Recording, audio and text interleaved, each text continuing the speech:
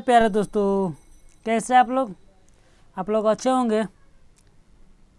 तो हम आपके गुरु सर आपका अपने यूट्यूब चैनल साइंस स्टडी में फिर से एक बार स्वागत करता हूं।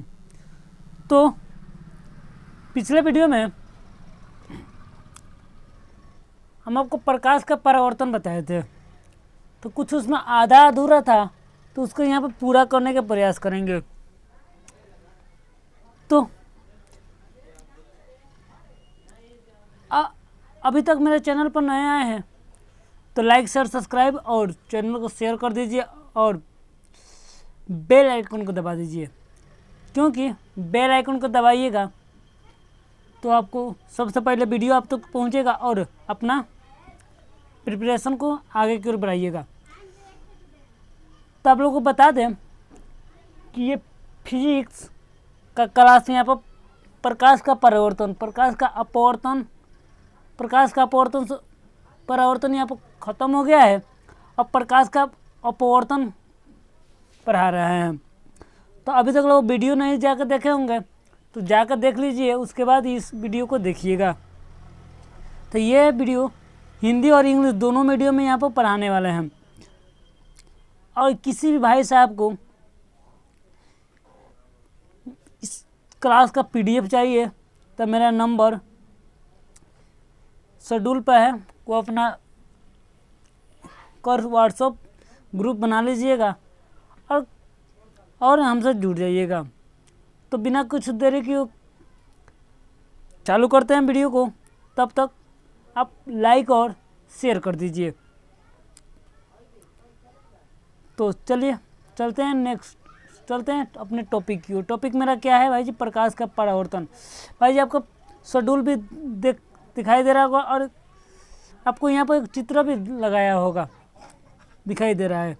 और देखिए और आप लोगों को यहाँ पर एनसीईआरटी का बुक पढ़ाया जाता है, एनसीईआरटी बुक पढ़ाया जाता है। तो चलते हैं भाई प्रकाश का परावर्तन के बारे में जान लेते हैं कि प्रकाश का परावर्तन के नियम क्या है, इसके बारे में क्यों कहा जाता है परावर्तन। तब को परिभाषा समझ में आ गया होगा। अगर नहीं समझ में आता है तो यहाँ पर देख लीजिए। जब कोई प्रकाश की किरण किसी सतह से टकराती है और टकराने के बाद एक माध्यम से दूसरे माध्यम में चली जाती है तो उस घटना को प्रकाश का परावर्तन कहते हैं हम। तो भाई जी मान लेते हैं कि प्रकाश का परावर्तन ये तो परिभाषा हो गया। तो इसको डिटेल में जानेंगे कैसे? तो देखिए पहले हम बताए थे कि प्रकाश का परावर्तन के बारे में समझेंगे, उसके बाद अपवर्तन के बारे। तो उसमें हम बताए थे कि जब कोई प्रकाश की किरण आता था और किसी सतह से टकरा कर वापस लौट जाता था, उसी माध्यम में चला जाता था, तो उसको हम परावर्तन बोलते थे। लेकिन यहाँ पे हम परावर्तन के बारे में न बात करके यहाँ अपवर्तन के बारे में बात किए हैं।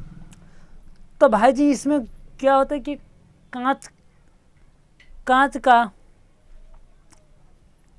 एक कांच रख दिया जाता है। कांच समझते हैं ना, कांच माने शीशा रख दिया जाता है और उस पर प्रकाश डाला जाता है। जब उस पर प्रकाश डालेंगे, जो आपको स्क्रीन पर शो कर रहा होगा, जब उस पर प्रकाश डालेंगे तो क्या होता है कि प्रकाश एक बिंदु पर टकराता है। प्रकाश किस बिंदु पर? एक बिंदु पर टकराता है और टकराने के बाद जिस बिंदु पर टकराता है उसको हम परावर्तक सतह बोलते हैं। जिस बिंदु पर टकराता है उसको क्या बोलते हैं भाई जी? परावर्तक सतह बोलते हैं। उस बिंदु पर एक अपने से को अभिलंब डाल देते हैं, एक अपने से लाइन खींच देते हैं, जिसको हम क्या बोलते हैं? अभिलंब बोलते हैं। कोई दिक्कत? अब देखिए प्रकाश से जो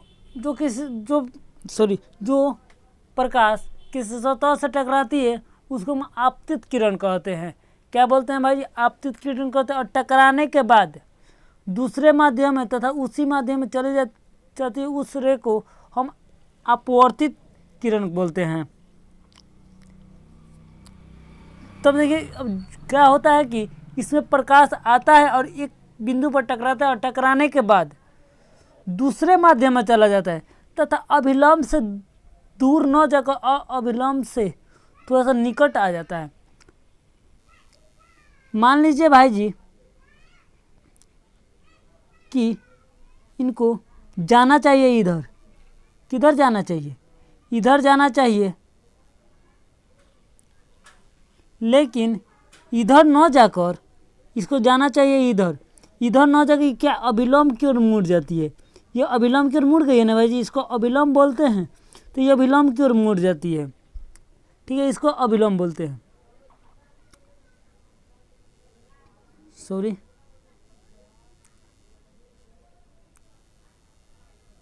इसको अभिलंब बोला जाता है। कोई दिक्कत? तो ये देखिए, ये साफ साफ बोला गया है कि जब कोई प्रकाश की किरण किसी सतह से टकराती है और टकराने के बाद एक माध्यम से दूसरे माध्यम में जाती है तो उस घटना को, देखिए ये एक माध्यम है,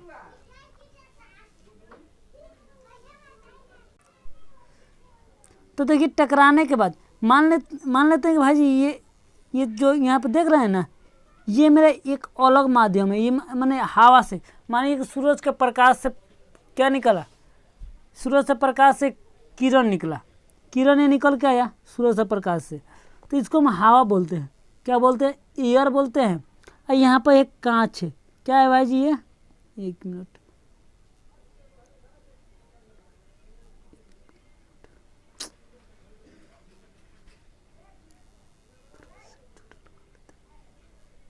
ये कांच है, क्या है भाई जी? कांच, ये मेरा कांच है। कोई दिक्कत? तब देखिए कांच में चला गया है, किस में गया है भाई जी? कांच में चला गया है।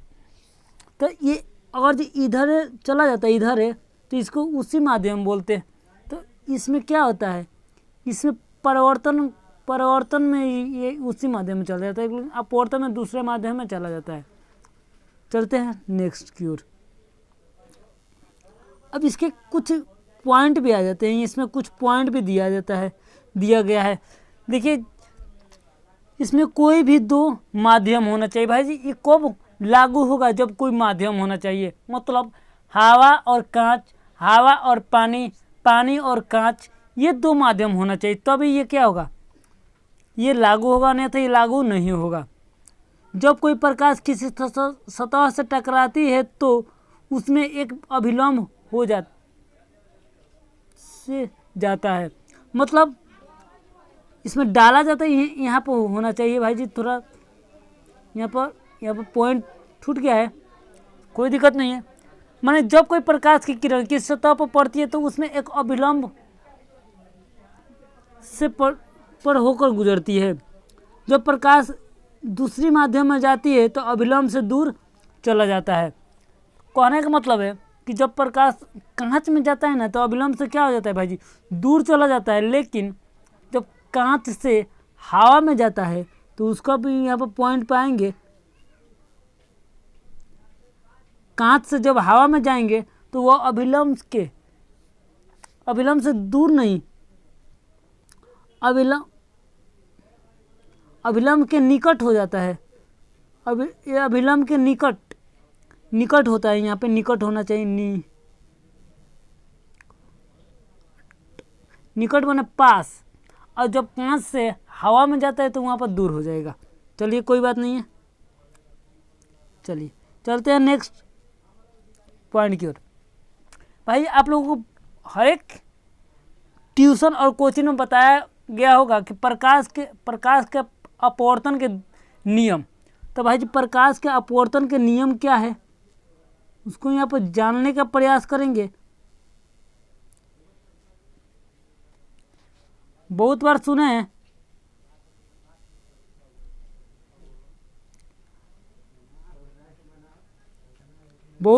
कि प्रकाश के अपवर्तन का नियम।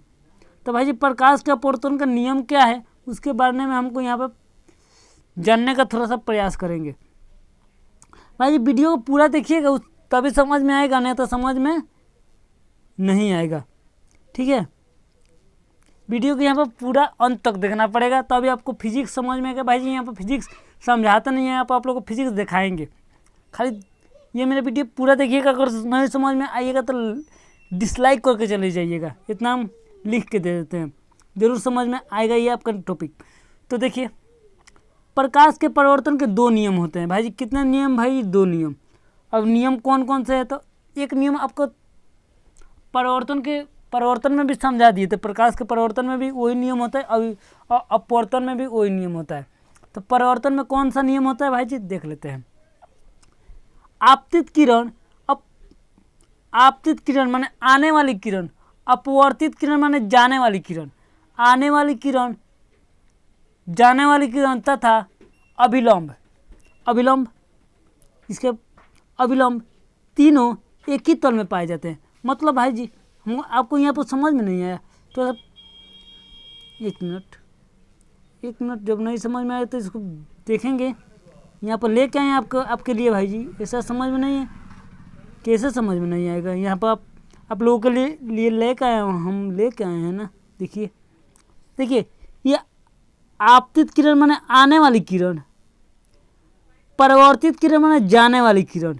आपतित किरण और परावर्तित किरण तथा अभिलंब तीनों एक ही तल में होते हैं भाई जी। क्या है? तीनों एक ही तल में है कि नहीं है?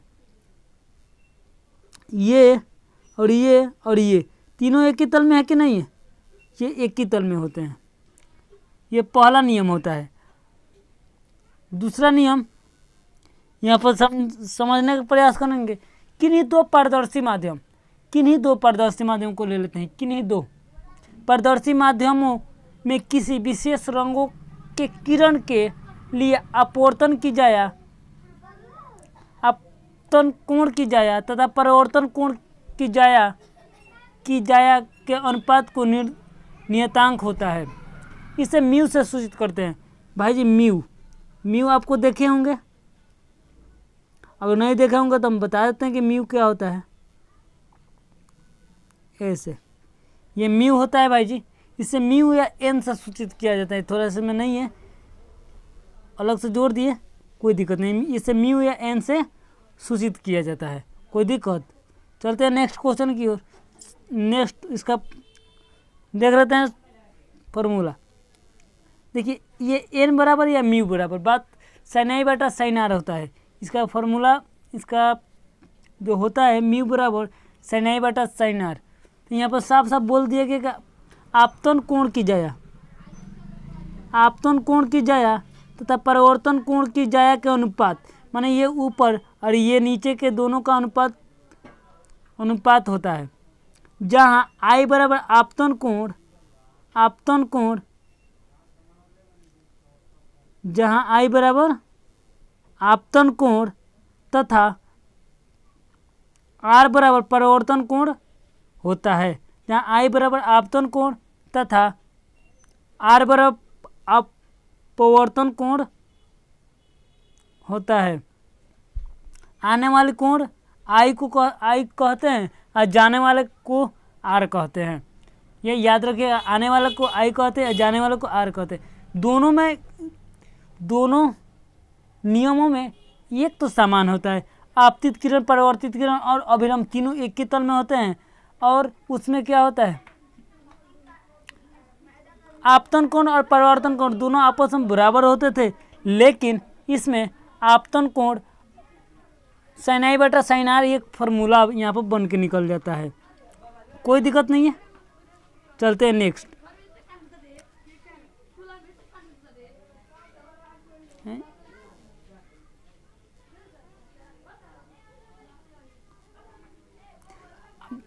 बढ़िया पॉइंट ये भी है भाई जी, बहुत शानदार पॉइंट है।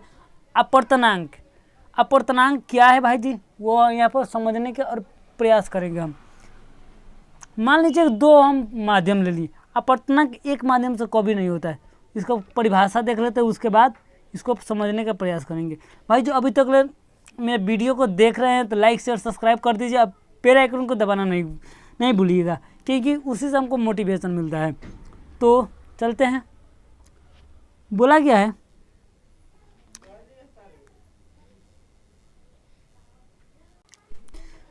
चलिए बोला गया है दो माध्यमों को बात हो रही है। यहाँ भाई कितने माध्यमों को बात हो रही है?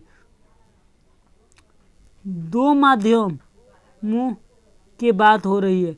इसमें भाई जी जो भी बात करेंगे कितने माध्यम की बात करेंगे, 2 माध्यम की बात करेंगे, तथा दूसरे माध्यम की तुलना पहले माध्यम अधिक विशेष रंग होते हैं, जिसमें दूसरे माध्यम की तुलना पहले माध्यम के अधिक विशेष होते हैं, तो उसे हम अपवर्तनांक कहते हैं। तो उसे हम अपवर्तनांक कहते हैं। सारी बात समझिए। जिसमें प्रकाश ज़्यादा तीव्रता से ज़्यादा तेज़ी से गमन करता है, जिसमें प्रकाश ज़्यादा तेज़ी से गमन करता है, तो उसे हम विरल सघन कहते हैं। तथा जिसमें प्रकाश कम माध्यम में कम गमन करता है, उसे हम विरल कहते हैं। याद रखिएगा, सही है। तो यहाँ देख लेते हैं निर्वात में प्रकाश की चाल। 1 मिनट भाई जी, 1 मिनट। चलिए, सॉरी भाई जी। अब हम आप लोगों को दिखाई दे रहे होंगे। तो लाइट नहीं था, लाइट आ गया। 1 मिनट, सॉरी भाई जी, लाइट भी कट भी गया।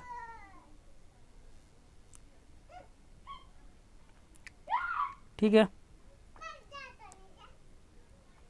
यहाँ बता रहे थे ना कि जब इसमें 2 माध्यम की बात हो रहा है। कितने माध्यम का भाई जी? 2 माध्यम का बात हो रहा है। पहले माध्यम से दूसरे माध्यम कम होता है, पहले माध्यम के से दूसरे माध्यम कम होता है। यहाँ पर बताया भी गया है कि तो दूसरे माध्यम की तुलना पहले माध्यम के अधिक विशेष रंग होता है, तो उसे हम अपवर्तनांक कहते हैं। तो उसे क्या कहते हैं? अपवर्तनांक कहते हैं। इसका सूत्र होता है भाई जी, निर्वात में प्रकाश की चाल तथा माध्यम में प्रकाश की चाल। निर्वात में प्रकाश की चाल बटा माध्यम में प्रकाश की चाल, यही होता है। निर्वात में प्रकाश की चाल तथा माध्यम में प्रकाश की चाल, ये आपका अपवर्तनांक का सूत्र होता है। ये सूत्र याद रखिएगा। ये आपका फार्मूला आपको बिहार बोर्ड में पूछे जाते हैं बहुत बार। ये आपके देखने को मिल जाते हैं, डायरेक्ट यहीं से क्वेश्चन देखने को मिल जाते हैं। क्वेश्चन आपको बोर्ड पर कराएंगे, ना कि यहाँ पर कराएंगे। ठीक है, थोड़ा लाइट का इशू है, इसलिए आपको आज यहाँ पे पढ़ाना पड़ रहा है। तो कोई बात नहीं है, आपको समझने में कोई दिक्कत नहीं हो रहा होगा। अरे हमको भी पढ़ाने में कोई दिक्कत नहीं, हमको भी। चलिए तो चलते हैं नेक्स्ट पॉइंट के लिए। अपवर्तन के कारण। भाई अपवर्तन के कारण क्या है, उसके बारे में थोड़ा सा यहाँ पर चर्चा कर लेते हैं कि अपवर्तन के कारण क्या है। भाई जी अपवर्तन कोई करता है कि अपवर्तन ये होता है वो होता है फलान ठिकाना, ऐसा कुछ नहीं होता है भाई जी। अपवर्तन का सरासरी कारण वही होता है जो आपको हम बताने जा रहे हैं। ये ऐसा कारण आपको कोई नहीं बताता है होगा, अब कोई बताता है भी होगा तो कोई दिक्कत नहीं है। चलिए, विभिन्न पारदर्शी माध्यम में किसी खास रंग की किरणों का वेग अलग अलग होता है। सघन माध्यम में वेग घट जाता है तथा विरल माध्यम घटता है। देखिए, सघन माध्यम में क्या होता है? अपवर्तनांक घट जाता है। जब घट जाता है तो सफलतः किरण अभिलंब की ओर मुड़ जाती है। क्या होता है भाई जी? जब प्रकाश ऊपर से, जब प्रकाश हवा से किसी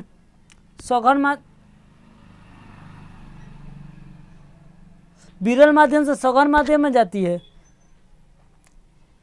सघन माध्यम में जाती है, तो क्या होता है उसमें? जो उनका क्या होता है, यहीं पे होगा, नहीं है, सॉरी इसमें नहीं है, नई शेड्यूल डलाया गया है, कोई दिक्कत नहीं। हम बता देते हैं। मान लीजिए कि ये मेरा कांच हो गया, अब इसमें से प्रकाश यहाँ पर डलेगा। जब यहाँ से डलेगा तो ये यहाँ एक अभिलंब डाला जाता है। यहाँ पर अभिलंब ऊपर से नीचे ले आता है।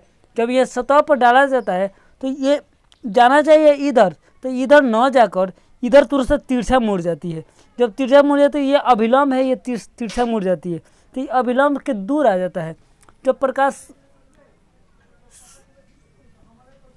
विरल माध्यम से सघन माध्यम में ट्रेवल करता है, जाता है, तो वो अभिलंब से दूर हो जाता है। सॉरी अविलंब से पास आ जाता है, तो अविलंब से पास आ जाता है। तो तथा विरल माध्यम से में विरल माध्यम मतलब हवा वाला क्षेत्र में वेग बढ़ जाता है। भाई अब कभी भी देखे होंगे कि हवा वाला क्षेत्र में प्रकाश क्या ज़्यादा फैलता है, ज़्यादा दूर तक जाता है, लेकिन पानी वाला, मान लीजिए पानी ले लिए और उसमें क्या होता है, प्रकाश कम फैलता है, कम दूर तक गमन करता है। तो वो क्या होता है कि अविलंब से दूर हो जाता है, और जो पानी में जब जाता है तो अविलंब से के पास चला जाता है। यही कारण है इसका, और इसका कोई कारण नहीं है। एक और इसमें घटना आता है, वो भी घटना आपको बहुत इम्पोर्टेंट है, जो आपके बिहार बोर्ड में बहुत बार यहाँ से क्वेश्चन पूछे जाते हैं। बोला गया है जब प्रकाश की किरण हवा से कांच में प्रवेश करती है तथा कांच से फिर हवा में, कांच से निकलकर फिर हवा में प्रवेश करती है, तो कांच से निकलकर फिर हवा में प्रवेश करते समय दोनों का अंतर हो जाते हैं। देखिए यहाँ पर आपको दिखाया गया है, देखिए थोड़ा सा यहाँ पर नहीं शो कर रहा है, कोई दिक्कत नहीं। देखिए ये पहले ये जो किरण था, ना, ये पहले हवा में था। किस में था भाई? यहाँ पर हवा आपको दिखाई दे रहा होगा, पहले हवा में था।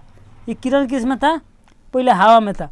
अब ये हवा से कांच में, ये मान लेते हैं पूरा कांच है, शीशा है भाई जी, ये कांच है। अब जब ये हवा से कांच में जाएगा तो ये क्या होता है, थोड़ा सा अभिलंब, ये मेरा अभिलंब है, अभिलंब की ओर मुड़ जाता है। अभिलंब की ओर जाना चाहिए, इधर न जाकर अभिलंब की ओर मुड़ जाता है। अब फिर अब यहाँ आता है, फिर यहाँ आता है, तो जाना चाहिए इसको इधर, इसको डायरेक्ट इधर निकलना चाहिए, तो इधर ना निकल कर ये इधर चला जाता है। तो वही बोला गया है, यहाँ पे सरासरी बोल दिया गया है। तो इसी के दूरी को, किसके दूरी के भाई जी? इसके दूरी को, इन दोनों के बीच के जब हवा में चला जाएगा ना, तो इन दोनों के बीच के दूरी को हम पार्शियल डिस्प्लेसमेंट कहते हैं। पार्शियल डिस्प्लेसमेंट यानी पार्शियल विस्थापन, पार्शियल विस्थापन यहाँ पर इसको बोला जाता है। तो नेक्स्ट पॉइंट की ओर चलते हैं। एक पॉइंट, लास्ट पॉइंट यहाँ पर आप देख लेते हैं, लास्ट पॉइंट क्या है।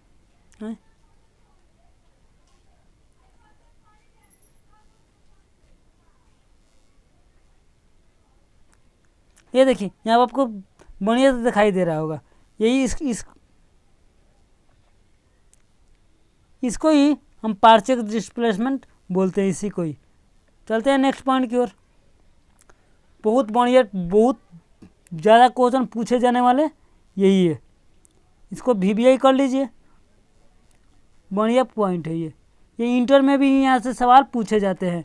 इंटर +2 का भी यहाँ से सवाल पूछे जाते हैं, +2 का सवाल, +2 और आपको 10th लेवल दोनों का मिक्सचर यहाँ पर थोड़ा सा हाई लेवल को पढ़ाने का हम प्रयास करेंगे, ठीक है।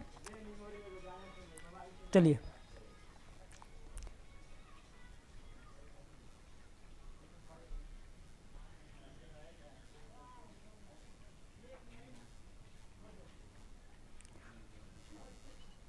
बोला गया है पूर्ण आंतरिक परिवर्तन, जिसको इंग्लिश में बोला जाता है टोटल इंटरनल रिफ्लेक्शन, जिसको शॉर्टकट में बोला जाता है भाई जी, शॉर्टकट में बोला जाता है TIR। शॉर्टकट में क्या बोला जाता है भाई जी? TIR, total internal reflection.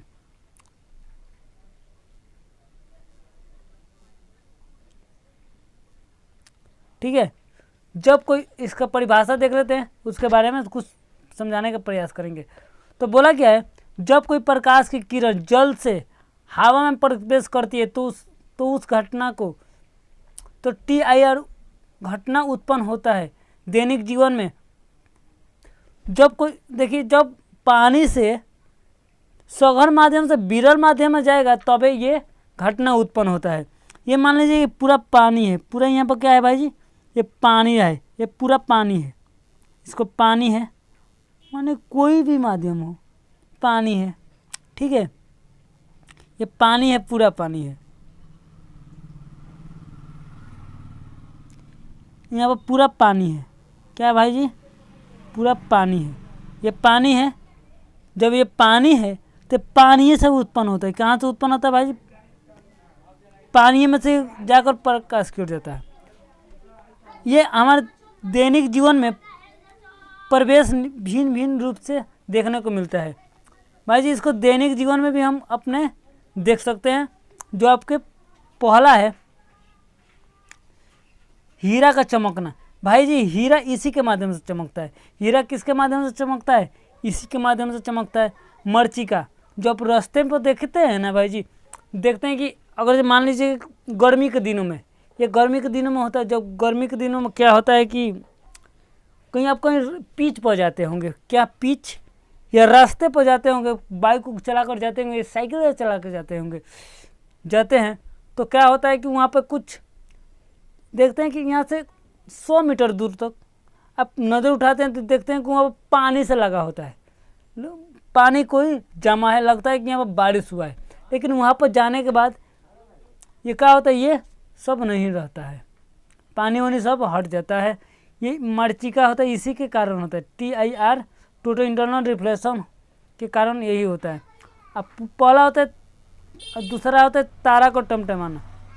तारों को टिमटिमाना, इसी के माध्यम से तारे को भी टिमटिमाता है।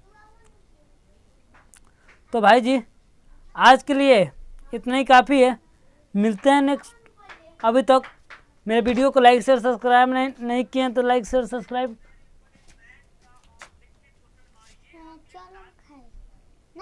चलो तो आज के लिए इतने रहने। मिलते हैं नेक्स्ट वीडियो में, तब तक के लिए दीजिए विदा। जय हिंद, जय भारत।